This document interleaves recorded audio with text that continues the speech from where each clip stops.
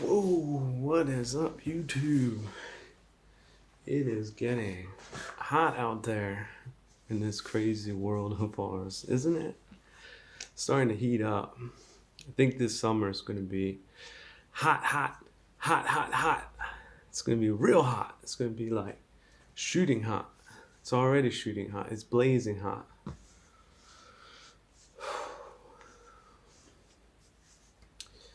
So, one topic that has made a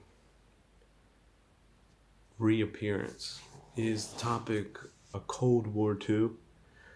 I don't think that term has enough urgency in it because this war is not cold. It's already a hot war. So now, of course, we have these historical wars in the past. So we think we understand war, like that we assume that we know everything that can be thrown at us in a war, or that we have experts that are minding the till, when these are all just assumptions that are security defects. Because any assumption you make, let's just say you're running a wire to connect your outdoor patio, and you flick on the switch, and lo and behold, the lights go on. The next day, you flick on the switch, and the lights don't go on. Now, you were assuming that everything was taken care of. In fact, you even tested it that one time. But guess what you have to do now? You have to go from the light, and you have to reverse engineer all the way along to the circuit until you get to the junction box, and then you might have to even go further than that. It could be there could be a nuclear explosion that just blew up the power plant. So that's why your little lights and circuits didn't work that day.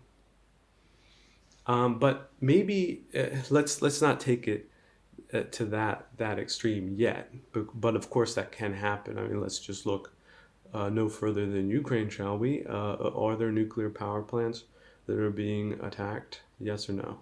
Do you know? Have you been paying attention? Do you think that's normal? Do you think that's something that happens in a Cold War or in a hot war? So I think people are being very lazy and euphemistic these days, and certainly lazy as far as what they consider as acceptable in a war, or what hostile action looks like and what it doesn't look like, and are limiting their understanding of war to the point that they're not recognizing warlike actions, nor, because they don't recognize it, are they doing anything about it that is effective. So if you have an enemy and you're doing that, like you're not responding adequately, they're winning. And if you take that a little bit further, they will win eventually if you do not respond. So there's other scenarios that we could use for that. Like if they just have a guy that's picking off other people but nobody responds to it, like a sniper or something, then that guy can just sit there forever. If nobody responds, well, eventually people are gonna run out of personnel. So you need to expand your concepts of war like into the social, economic, political realm, and also realize that any defeats in those areas can lead to military defeat, which means you become a second or a third or a fourth class citizen. You have no rights. You're a war booty. So your property is negotiable. Your lives are negotiable. You have a negative value from the viewpoint of your conquerors. You're potentially a security threat. So this is the problem Westerners have, because we all prize our individual lives so much. We think because we're so talented, because we're so spectacularly handsome and charismatic and again talented, sophisticated, well read. I could go on and on and on and on and on, and certainly YouTubers are known to do this, right? There's people that are really, really just like celebrities and politicians and a bunch of other people. They're super convinced of their value. Like that's like the one thing they do not question. And again, this is weaponized in Marxist-Leninist societies because they have the personality cult. So you get put in the spotlights as some type of superhuman being, and everybody deifies the leader. So for them, they have this type of pyramid structure. But we don't have that in the West, which is also a good thing. We have decentralized. You don't have to be the big leader to be the big guy. You can be big in your own way. But what you have to realize is that from an enemy perspective, they do not value your presence or humanity or anything else. You're just in their way. You're a potential threat to them. Or even worse, they recognize that you're better, talented, more advanced, more modern. They recognize that there's a huge difference between them and you. But if you don't exist, then that solves their problem, their inferiority complex problem, because then it's just them. It's a mono world with no other competing versions of reality. And might makes right for these people. Like they're not gonna win a talent contest, but they can cripple a horse in a horse race and win that race, and that's what matters to them. So you have to get into their mindset a little bit. Like just think of a really obnoxious, petty, ambitious type of gamer that he will cheat. He's sitting at the computer all day long, and he just wants to be number one. That's sort of the type of mindset we're dealing with in a globalized context. They don't prize your humanity.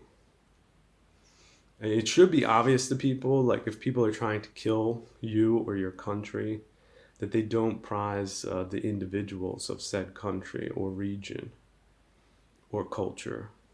And again, in our globalized context, we're talking about all Westerners everywhere. So people who think you're special, try to see things from their perspective. They don't see you as special. Perhaps they see you as especially irritating. Like, why is it that we are stuck in our rut when these people are so fabulous, and why can't we have their stuff? Like they think if they take these glasses and put them on, that's exactly good enough for them. But designing the glasses or having that personal preference in the first place that's just intuitive, that's not something that they're sophisticated enough to understand the nuances of. So we're dealing with here's something out of the Buddhist way of looking at the world, which is there's a spectrum of normality. So there is the normal, there is the supernormal, and guess what? There's the subnormal. So subnormal, if we get into like subnormal psychology, these are people that are smash and grabbers. They don't respect property rights. They don't respect hard work. They don't respect development. What they respect is possession. So if they can take it, they can get it, they're better than you. That's it. And so it really, you can feed into this subnormal personality by telling them historical stories that are a lie. Like the Ukrainians are all these types of horrible people, and so they cheated, they did this, they did that, and they're treasonous, they betrayed us, they all of these stories, subnormal stories that feed into subnormal personality types. Uh, and then you can do anything then. You empower yourself to use violence to get what you want, which sometimes isn't just materials, it's like getting vengeance, which is a subjective, never-ending story, right? Now, for some normals that are looking for vengeance, there's an old saying: dig your own grave first. It's a very good one. So now Buddhism works on that psychology and telling you, okay, you might have those subnormal feelings, might be a subnormal day, but you can apply methods to at least get to normalcy, which is dissatisfaction, by the way, just general dissatisfaction. But you can also use methods to get yourself out of a rut. You could see the bright side for a change if you have skilled cultivation, if you put in the work to see the light at the end of the tunnel, for example, instead of just the tunnel. Or even worse, looking to historical narratives that are agitatory, that demand revenge for some type of slight, some type of thing that happened in the past. Because I could, right now, I could go back 1,000 years and I could find 10,000 things that could turn me into a maniac. But why would I do that if I'm a skillful person? I wouldn't. But we're not talking about skillful people here. We're not. We're talking about very unskillful people that are instrumentalized for geopolitical objectives, which might mean just taking your land, just taking space, getting some fresh air for them and their kind. Because let's also see that as far as propaganda goes, it's a political decision what these supreme leaders put in the pipes, as they call them. Not just for their own domestic slave state, but in foreign information bubbles, so that they're only presented as the most advanced, the best, the up and coming future of the world. And they, no other dissenting opinions are allowed. And if someone like Joe Biden shows up and says, look, it's a democracy, people can have different viewpoints, it doesn't mean anything, they don't accept that. They don't accept that type of explanations because they don't accept any type of differentiation of views in their totalitarian societies. So it's not like they're going to accept it on your side when they don't accept it on their own side. So that is just a fundamental conflict. There's no way to kumbaya your way out of a geopolitical discussion when we only have one planet to live on, and you've got a billion people that have that type of leadership that also does transparently express itself amongst its own affiliates, but it doesn't do that outside of its circle of affiliates, which is quite logical if you think about some type of organization. They don't tell the people they're robbing what they're doing necessarily, unless that's in some type of strategic. They're using some type of tactical. They have some type of tactical reasons for doing that. So the other thing is, so yeah, Cold War doesn't cut it. It's just, oh well, we had a Cold War, so let's go look at that and let's go back to today. But let's take a little shoe, hit the shoe with a banana like this. Here's the other thing: the assumption that we collectively will win this war is a gigantic assumption. Anybody can assume that. I can assume. So I just got off the tennis court, didn't I? I could assume that because of my amazing skills, I'm able to do backflips and fly through the air, that I'm gonna win every time. Guess what? It doesn't happen that way. The ball itself could deform under certain climatic conditions in such a way that I planned it to hit the white line and it's a millimeter outside. I missed. I didn't miss, the ball missed, right? So the sense of urgency that Westerners do not have at this point could probably historically be described as some type of mental deficiency as far as what is happening and what the response to those hostile actions are. They are completely and utterly inadequate at this point. So that brings us to the concept of leadership, which is, what is a good leader? So let's think through history, all of the generals that have ever existed since the beginning of time. Now, why did this general win and that one didn't? Was it a mobilization of resources? Yes or no? Was it an application of the resources? Yes or no? Was it a combination of a lot of things that are essential for life and death? Yes, indeedy. So when we're talking about civilizational conflicts, that means the civilization itself, all of the machinery, all the cogs, all the wheels need to start spinning and working. And if something breaks or blows up, there needs to be solutions, better solutions found, and quick, like this, because it is an emergency situation. Everyone knows, oh, something happened, an ambulance shows up. Well, who was maintaining that ambulance? Who pre-positioned it?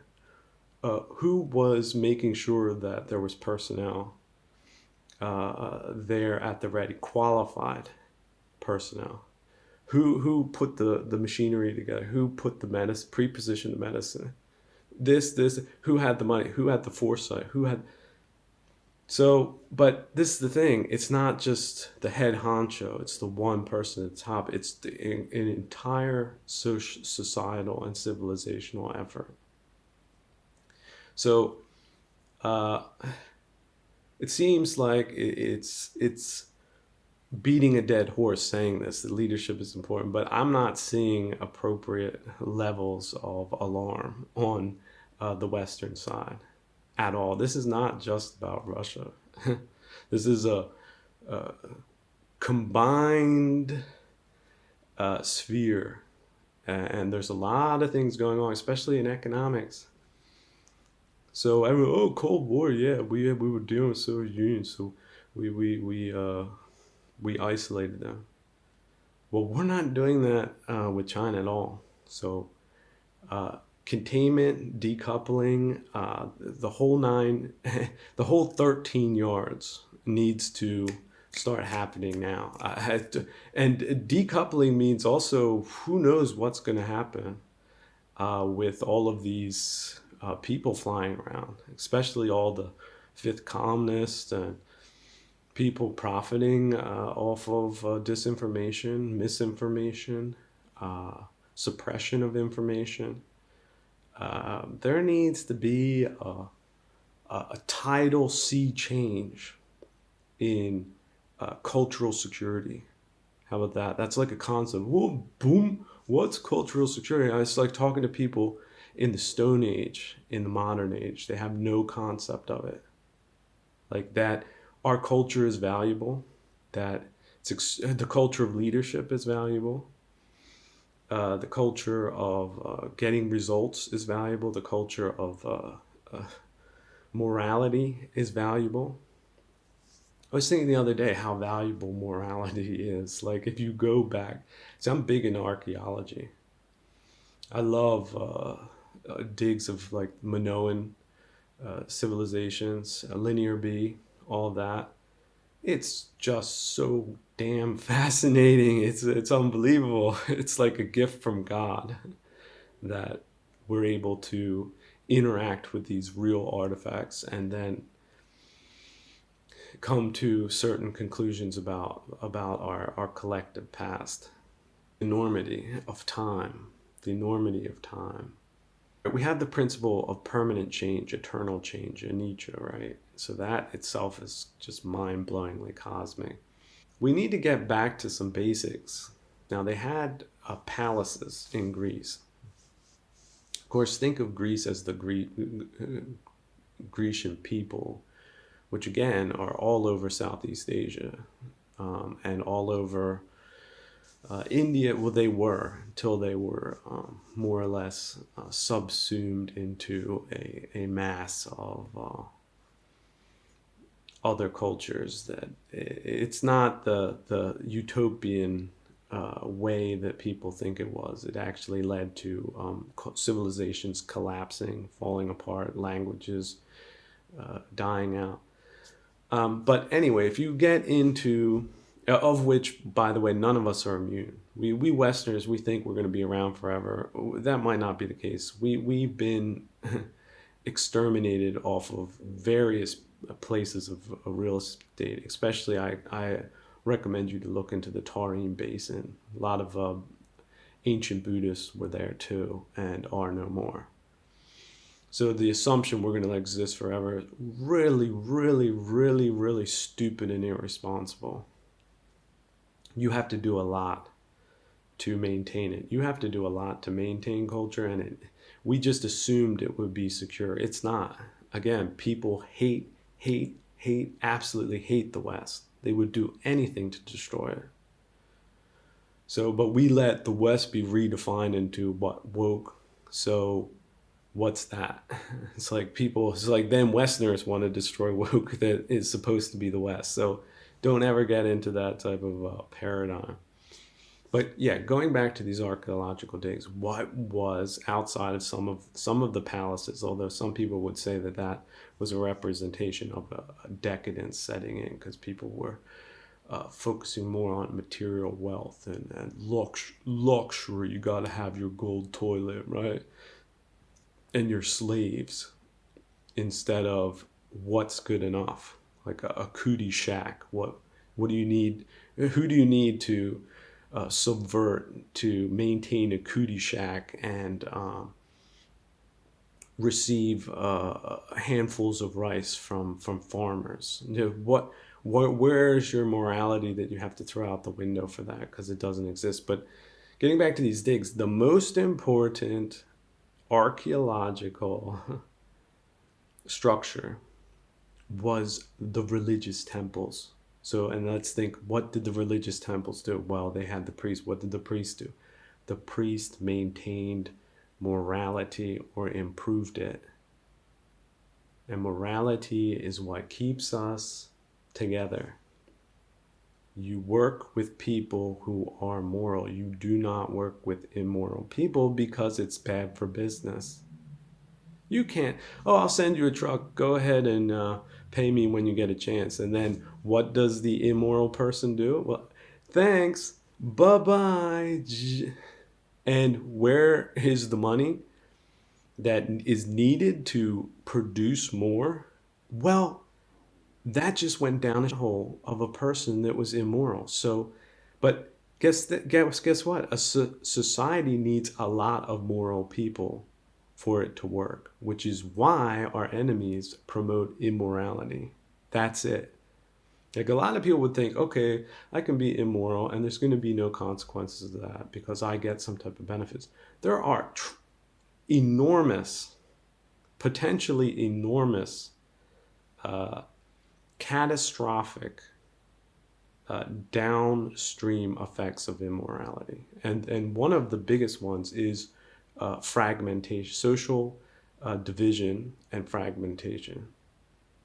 Because then if you have 10 people that will not work with each other, then it's a lot easier. 10 people here, 10 people here.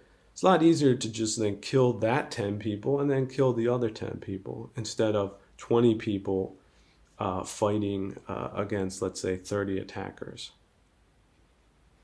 So it's a divide. And we say, oh, divide and conquer. Yeah, everybody knows that. Well, but how does that work? You get people, oh, I'm on this spaceship of morality where I can do anything and people need to accept me.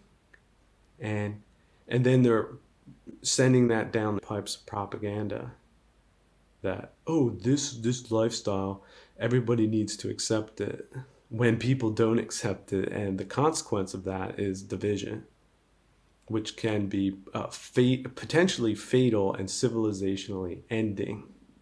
So let's get back to the archaeology. Look at the importance that they put on morality. It was number one. This is it, number one. So we neo-barbarians, right? We postmodernists, morality, oh yeah, they had these stories to suppress people and whatnot. What? You're a fool. You're an absolute fool. You know nothing. Your modern psychology is crap. Okay? It's not legitimate. It is delegitimate. In fact, if we survive this historical episode, which there are no guarantees for that, by the way, modern psychologists, that will go in like some type of digital dustbin that will just be researched as like a pathogen, that this was the societal syphilis that nearly led to a catastrophic genocidal event. And this is what they sprayed like psh, psh, psh, psh, through the airwaves before they started their military operations. Because this is the other thing. Think of it in terms of combined arms. Divide and conquer and division before they start the military operations. Then they start the military operations. And they try to keep all the things going at once until they finally reach their objectives. So you need to be a little, take the blinders off there, boxer. We're on Animal Farm, okay? And there's a lot of funky bullshit going on right now. So you need to keep your head on a swivel, keep your bike tires pumped, because you might need to get out of a city, for example, run by criminals that on paper is still part of, a moral Western civilizational context. A spiritual materialist would say, Alexandria, the city of Alexandria, or in Egypt, by the way, that's part of the Greek civilization. Alexander, he founded it. Guess what? There's no damn Greeks in Alexandria today. All of Egypt is a catastrophe. A lot of these countries, again, look into Africa, Nigeria. We're getting snow jobbed informationally about what's going on in the world, and it really is a significantly different city of Alexandria, Egypt, when the Greeks were there, and then once they were exterminated over a couple of centuries, it's a completely different city now. So to think that just because we have these city names and buildings and whatnot, that it's the same thing, is being, again, stupid, naive, out of touch, and part of the problem. So cultural security, just like morality, are extremely important, which is why it's been so viciously attacked. So you need to start finding out where that's coming from and certainly disengage from it and the people that are affected by it, but also circle the wagon. Start looking at things from a warlike perspective, because we are already, for all intents and purposes, in a war. This is your wake up call right now. It's already started. It's military first, the fog machine, then the machine guns. That's sort of how they've planned it. So, and it's not just coming from a linear direction. It's coming from behind. It's coming from the side. So I'm hoping there's going to be some more creative actions and thoughts and exchanges going forward. But this is no longer 1991. Okay, the time's up. um, time's up. So, but again, yeah, how did they get such a jump on us? Well, they gained access to the financial system. So you need to do a little bit, bring a broom up at the top and start looking at how all these money flows are happening and who's doing it. Because there needs to be a complete decoupling and containment before any type of parity or negotiations can take place. They are not in a position, they're not looking to negotiate, which is funny. You had all these messed up diplomats. Oh, this is it. We've been trained our whole lives to negotiate peace, so we're gonna go in there and go out with a peace deal. These people, they have no concept, absolutely no clue, which in fact inflames the fires of war, because it's signaling to the enemy that the West is absolutely delusional. It can't recognize when it's being attacked. It's like incapable of recognizing what's happening. So then they come back, oh, I just couldn't believe it. They slammed the door in my face, and there was loud laughing, her booming laughing, as I was thrown out of the country. Like, or I went with some type of conciliatory gesture like Macron or von der Leyen. I mean, they know these people are incompetent. The people there, though, don't seem to know how incompetent they are, it's fueling this fire. So this is, again, it's a historical context. So there's no guarantee any one of us is going to survive the coming conflict. But if there are historians, I would hope that they take all of these personalities into account. And this is one of the most fascinating things about our time, is that all of this is digitalized. So it could go into big data. And again, when we go through this in the future, it's going to be quite rewarding. Let's just put it that way. It's going to be quite revealing. But unfortunately, we live in this time where everybody's in the dark, or pretends to be, or we got generals that don't know what the hell they're doing. Like, they're peacetime generals. Like, imagine that, like how useless of a human being that is just not planning on anything happening, because of course we have the best of relations. There's so much money exchanging hands. See, this is the hog mentality, I call it. They throw the grain to the hogs. It's about the economy. It's about the economy. They don't give a damn about the economy. Not a hot damn. Mao Zedong, he, in one of his ideological compliance tests, he had people build smelting facilities in their backyard to increase metal production.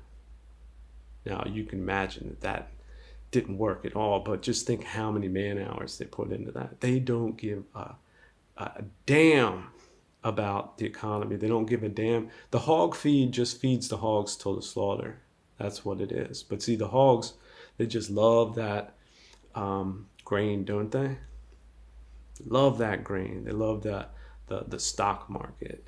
You know, they love Wall Street. Love those indexes going like this and that. Love you thinking like you're gonna retire. You're gonna be a millionaire. Sure you are. All that inflation, you're gonna be a millionaire. That's right, a billionaire possibly. But it really doesn't matter if we lose a gigantic war. Believe me. Especially doesn't matter if it goes nuclear, because it very likely will. Like, I think the probability now is over 50%. So just uh, put that one in your pipe, or no, in your gullet, and swallow it. These Western hogs that just love that money, money, money, money, money, that they don't know where the hell it comes from, or what the other side thinks about you and your greed for money. As you sell out everybody else, you sell out the entire planet. So, but anyway, I didn't want to end it on one of those notes. So I do see a silver lining. I do, which is, I think, again, we get a Russian opposition. We get a West that is back on track. It's going to be a phenomenal 100 years ahead of us. If we don't, we're smoked. Because again, your estimation of your humanity, your projection of values onto them is misguided in the extreme. It's completely off base. Oh no, certainly I think like this, so they think like, they don't think like you. They don't. Food's different, culture's different, language's different, everything's different about them. But you think they're like you, right? Because you're you're out to lunch. But again, things are happening. It's speeding up. Like, just think 10 years ago how disconnected things were from reality. Now, as each and every bomb and factory blows up in Ukraine, it's like it's accelerating. The people are hitting the gas. Okay, so it's going to be one hell of a bumpy ride, but I'm looking forward to it. I am. If I can watch this thing go down, it's going to be amazing. But yeah, let's hope the Russian opposition gets a little bit further than it has this week, and we'll see what happens. Thanks for listening.